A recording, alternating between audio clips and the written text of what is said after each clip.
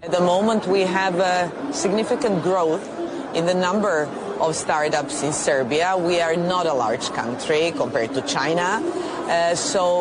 We now have around 800 startups, but these numbers are growing on annual level around 25–30%.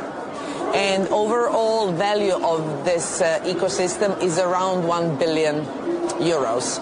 So our goal is now to build up and add the value to this ecosystem. And we know artificial intelligence is a prominent focus at the Web Summit every year. And what is Serbia's approach to adopting AI responsibly? Actually, in 2019, we adopted the first strategy for the development of AI. So the government and we recognize the upcoming new technology, although it's been with us for past 20 years. Well, actually, for instance, we introduced in 2017 coding and Python in our elementary schools. So back at that time, we already recognized that we have to prepare new generations how to use it wisely for the good cause, how to educate young generations to be prepared for this technology, which will be the basic tool for them in the future. So we also introduce AI in secondary education and then later on in higher education. Serbia has invested heavily in artificial intelligence and now is trying to get into the European Union. And the EU, we know, has rolled out the EU AI Act already to rein in or to regulate this industry.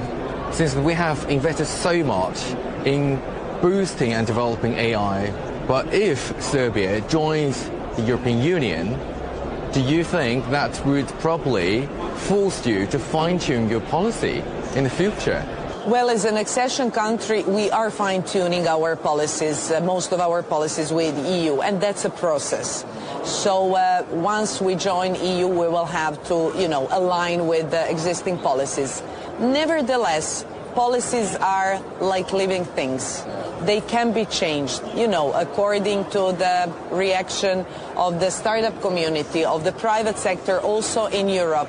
Europe is facing a huge challenge to stay competitive with new technologies, particularly when we have two big players like United States and China that are becoming really technological giants and the drivers of the innovation in the world. So Europe has to position itself. New technologies have to be regulated, but to keep the balance, not to over-regulate it.